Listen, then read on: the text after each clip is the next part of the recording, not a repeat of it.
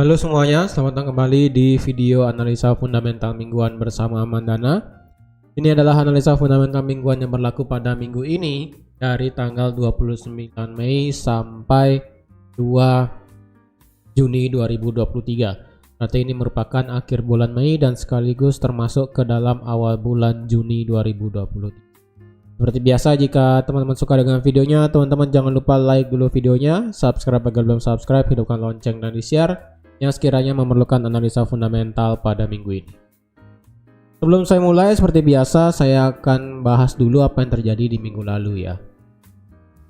Di minggu lalu dari hari Senin kita nggak ada berita yang sangat signifikan. Kemudian dari hari Selasa kita ada berita mengenai flash manufacturing dan services PMI dari Euro, dari Eropa, Inggris dan juga dari Amerika Serikat.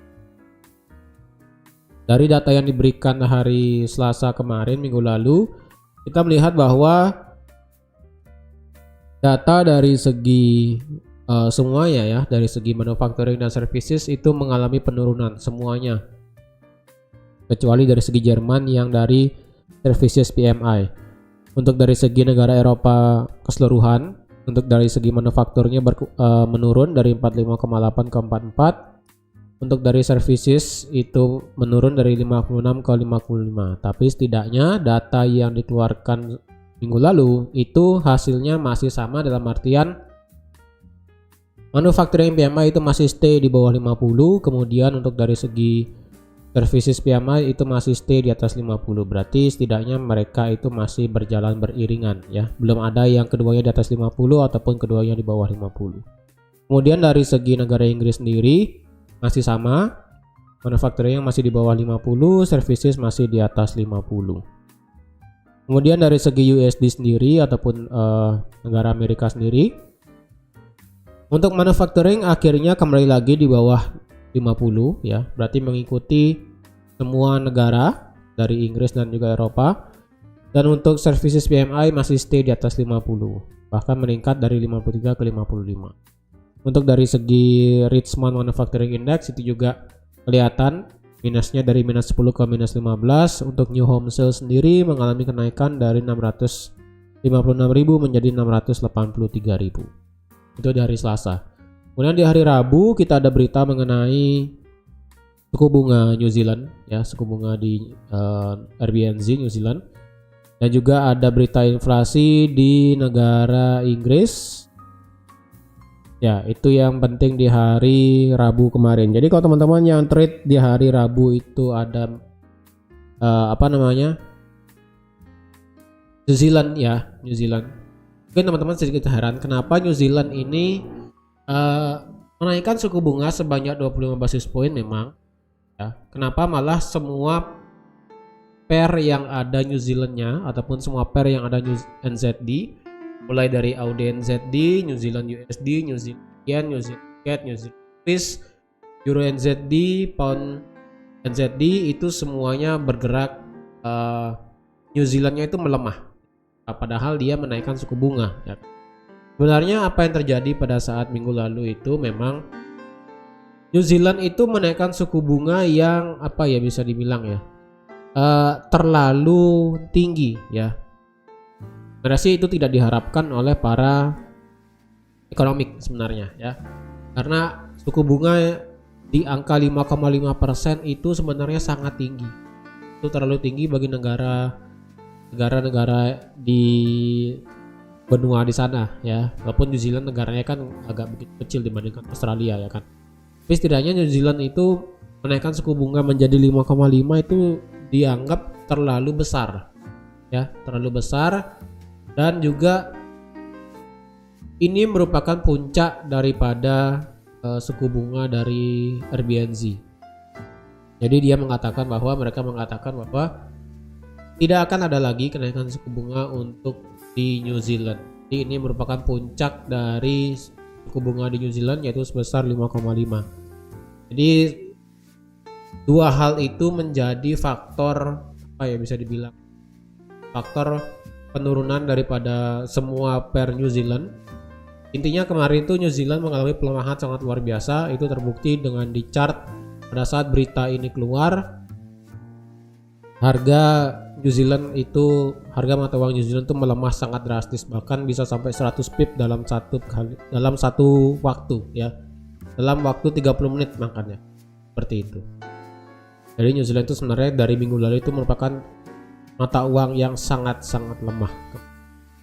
Untuk dari segi negara Inggris sendiri, sebenarnya di sini hasilnya bisa saya katakan itu sebenarnya mix ya. Kenapa mix? Karena tingkat inflasinya itu turun akhirnya ya. Akhirnya tingkat inflasinya turun dari 10,1 ke 8,7.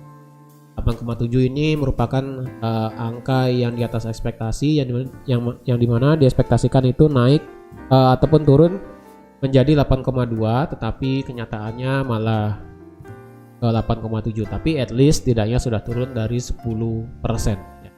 Sudah keluar dari angka 2 digit. Tapi ini kenapa saya katakan mix, karena core CPI-nya itu mengalami kenaikan dari 6,2 ke 6,8. Nah, ini berarti kalau boleh saya katakan di sini hasil daripada Inggris inflasinya itu hasilnya mix, tapi cenderung mengalami bisa saya katakan ya. Sebenarnya hasilnya mix ya. Sebenarnya kalau dilihat angka inflasinya di bawah 10% itu sangat jauh ya. Sedangkan core inflasinya, inflasi inti itu naik hanya sebesar 0,6. Inflasi inti tahunan naik sebanyak 0,6, sedangkan inflasi biasa tahunannya itu drop lumayan besar dari 10,1 ke 8,7 ya. Tidaknya 1, berapa ini ya? 1,4 ya. Turun sebanyak 1,4%. Sedangkan untuk di core CPI naik sebanyak 0,6%. Nah sih kalau dilihat data kemarin itu tingkat inflasinya sebenarnya turun. Tapi permasalahannya adalah core CPI-nya nih. Core CPI-nya yang menjadi penolak, dalam artian sebenarnya pound sterling itu sebenarnya bisa dikatakan turun kemarin karena 10,1 ke 8,7 itu sangat tinggi. Sangat jauh lah perbahasannya ya. Dari 10,1 ke 8,7 itu sangat jauh, tetapi permasalahannya adalah core CPI-nya malah naik. Sehingga kalau teman-teman lihat pada saat berita ini keluar, itu hasil dari per semua pound sterling, semua yang ada GBP itu pasti mengalami, yang pertama mengalami penurunan, kemudian mengalami kenaikan. Jadi seperti itulah yang terjadi ketika berita inflasi 2 ini tidak sesuai ya. Seperti itu. Itu di hari Rabu minggu lalu. Untuk di hari Kamis kemarin ya, FOMC meeting minutes ya. FOMC meeting minutes itu apa yang dikatakan, memang masih mengalami inflasi itu masih menjadi momok ya, inflasi masih menjadi momok, dan juga krisis bank itu masih dibahas juga sedikit ya. Itu detailnya sudah saya katakan di analisa gold kemarin ya, di hari Kamis itu. Dan untuk GDP-nya ternyata mengalami kenaikan, tingkat pengangguran mingguan juga mengalami penurunan. Kenaikan sebenarnya ya. Sedangkan untuk di hari Jumat kemarin, core PCE price index ternyata meningkat dari 0,3 ke 0,4 ya. Durable goods order ternyata hasilnya tidak minus. Ternyata dari 3,3 ke 1,1 ya. Walaupun turun tapi belum minus. Berbeda halnya dengan core durable goods order yang dimana itu hasilnya sudah minus. Jadi secara kesimpulan dari hari Jumat kemarin, USD itu sebenarnya mengalami kenaikan. Jadi itu tadi di minggu lalu, dan kalau kita lihat di minggu ini ya. Oke, sebentar, ini wifi-nya gangguan. Untuk di minggu ini kalau boleh saya kasih lihat, untuk di minggu ini kita hari Senin tidak ada berita apapun ya. Oleh karena itu di hari Senin ini tidak ada analisa harian untuk, jadi karena kalau kita tahu bahwa gold pasangannya USD. Jadi, dan kita lihat juga USD itu marketnya libur. Juga euro juga pada saat ini marketnya libur, USD juga libur. Jadi oleh karena itu tidak ada, untuk hari Senin ini tidak ada dulu untuk analisa harian di dan juga di USD. Tapi sebenarnya kalau dilihat di hari Jumat kemarin ya, Itu analisa yang saya berikan itu tepat ya, yang dimana harga itu masuk ke area supply H4 ya kan, yang ada di harga 1950-an kalau nggak salah ya. Kemudian turun ke 1940. Jadi mungkin teman-teman ada yang sell di XAUUSD kemarin di hari Jumat. Walaupun target terjauh kita di 1935 itu belum kena, tapi setidaknya at least kemarin sudah mendapatkan profit ya untuk di XAUUSD. Jadi dari Senin kita nggak ada berita dulu ya, libur semuanya. Untuk di hari Selasa kita tidak ada begitu yang sangat signifikan, kecuali cuma ada di satu ini aja ya, yaitu tingkat inflasi di Spanyol diperkirakan akan turun dari 4,1 ke 3,5. Lalu juga ada CB Consumer Confidence di mana di sini akan mengalami penurunan dari 100 ke 99,1. Lalu di hari Rabu kita akan ada berita mengenai tingkat inflasi di Australia ya, yang dimana kita tahu saat ini tingkat suku bunga Australia adalah di 3,85% ya, setelah kemarin mengalami kejutan kenaikan, yang dimana market itu mengira tidak ada kenaikan suku bunga untuk di Australia ya, RBA tidak ada kenaikan suku bunga, tetapi kenyataannya malah ada kenaikan suku bunga ya. Dan kita akan lihat bagaimana dampaknya terhadap inflasi, yang dimana diperkirakan di sini saat ini inflasi di Australia adalah di 6,3%, diperkirakan akan meningkat 0,1% ke 6,4%. Jadi kita akan lihat aja nanti seperti apa. Lalu di hari yang sama, di hari Rabu, kita ada berita mengenai tingkat GDP di di Kanada. Lalu juga akan ada jobs job opening, yang dimana untuk jobs job opening sendiri diperkirakan akan turun dari 9,5 ke 9,4% ya. Itu di hari Rabu. Untuk di hari Kamis kita ada berita satu aja yang penting ya, yaitu tentang nggak satu sih, ada beberapa sebenarnya ya.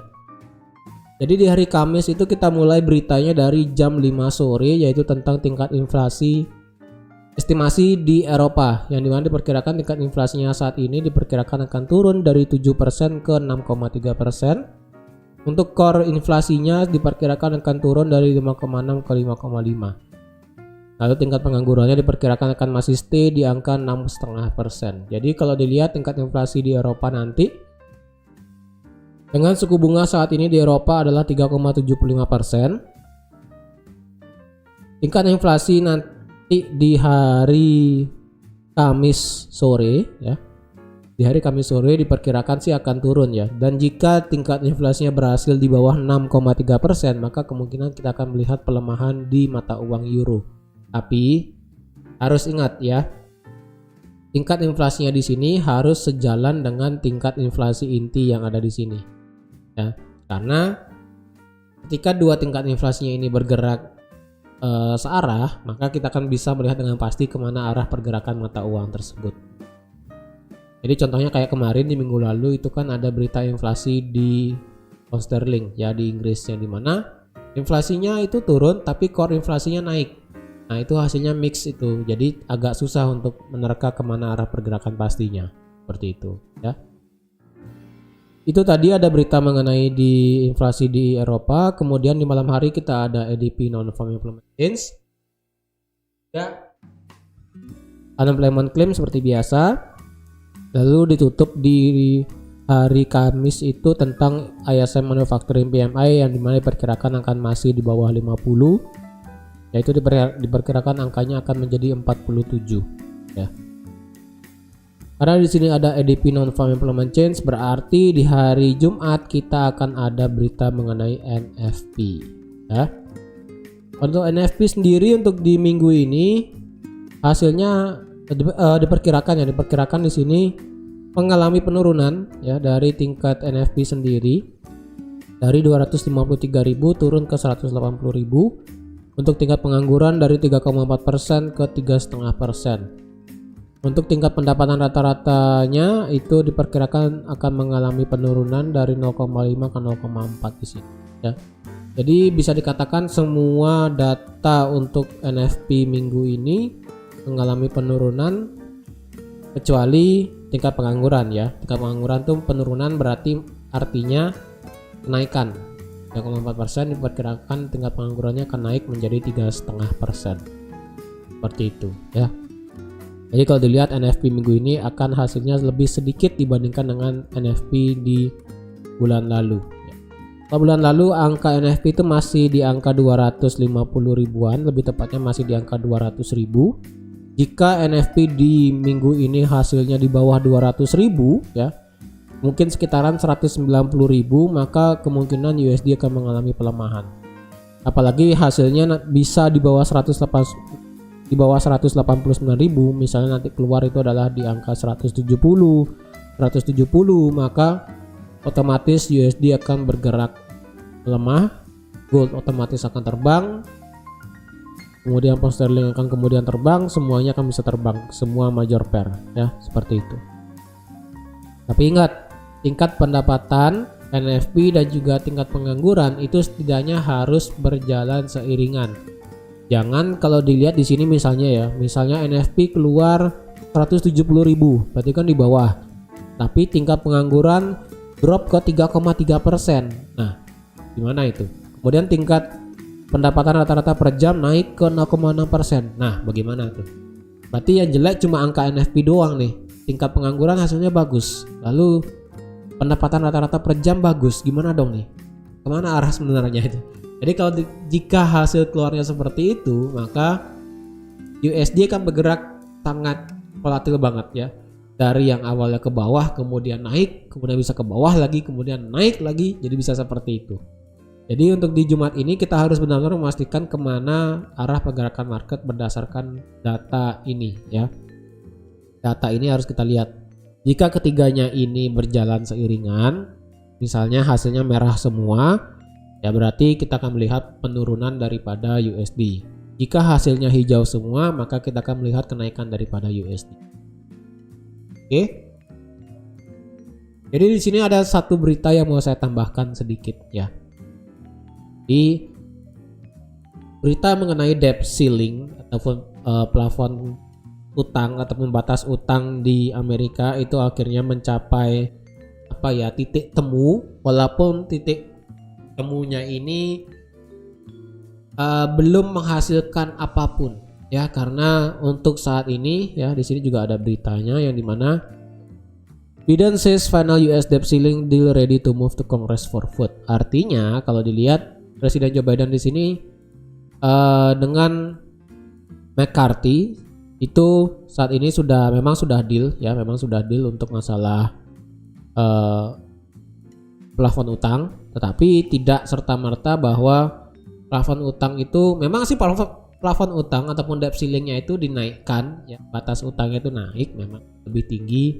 Kalau nggak salah itu sekitar 30 triliun US dollar kalau nggak salah ya.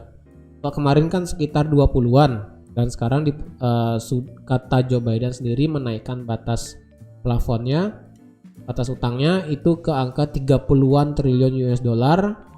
Yang dimana saat ini itu harus harus di-vote oleh Senat dan juga para anggota DPR apakah setuju untuk menaikkan plafonnya ataupun debt ceilingnya, apakah seperti apa. Karena desas-desusnya kemarin seperti yang sudah saya katakan bahwa kemungkinan Amerika akan default di tanggal per 1 Juni ternyata mundur ke angka 5 Juni ya, ke tanggal 5 Juni. Jadi Menteri Keuangan ya ataupun Janet Yellen mengatakan bahwa bukan di 1 Juni Amerika kehabisan uang, tetapi kemungkinan nanti di tanggal 5 Mei dan kemungkinan di tanggal 5 Mei, dan jika tidak ada kesepakatan antara anggota DPR ataupun parlemen dengan juga Senat termasuk Joe Biden juga tentang debt ceiling, maka per tanggal 5 itu Amerika mengalami default, yang dimana berarti Amerika gagal bayar ya. Oleh karena itu sebenarnya sih sudah ada, Joe Biden sudah mengarahkan untuk menaikkan debt ceilingnya sebesar 30 triliun tadi, tapi debt ceiling ini harus memasuki ataupun masuk ke dalam Kongres, yang dimana harus disetujui ataupun di vote oleh para anggota Senat dan juga oleh anggota parlemen DPR itu sendiri. Jadi Jadi untuk saat ini belum ada berita lebih lanjut mengenai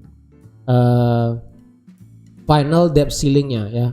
Final debt ceiling, apakah memang benar akan ada terjadi kenaikan debt ceiling atau seperti apa? Karena saat ini itu tergantung dari anggota parlemen, anggota kongres, dan juga oleh anggota senat ataupun anggota DPR itu sendiri untuk vote-nya ya. Dan jika memang nanti ada kelanjutan mengenai debt ceiling itu, nanti akan saya bahas juga mungkin per video analisa harian di XAUUSD. Oke. Di sini saya akan sneak peek dulu mengenai analisa DXY ataupun indeks dolar seperti yang sudah saya katakan juga di minggu lalu ya.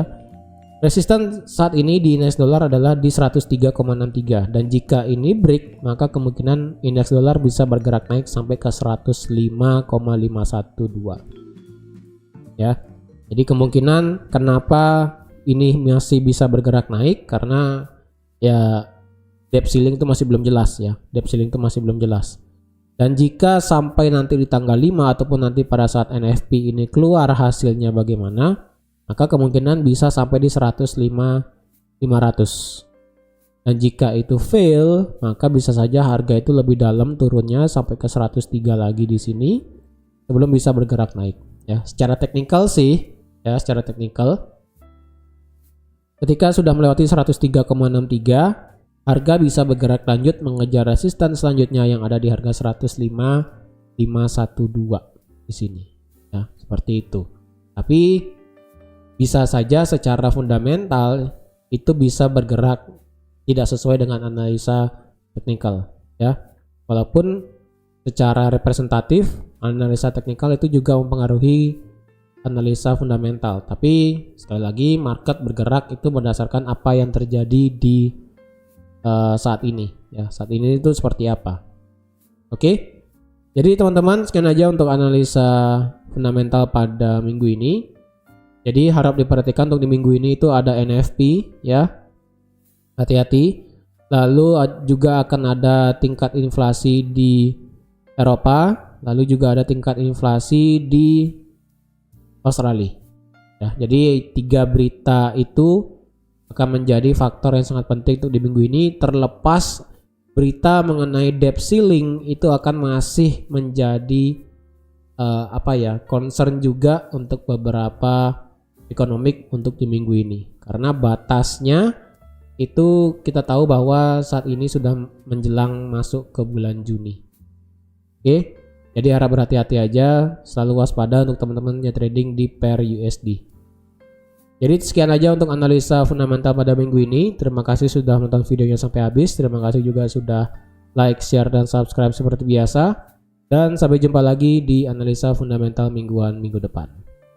Bye-bye.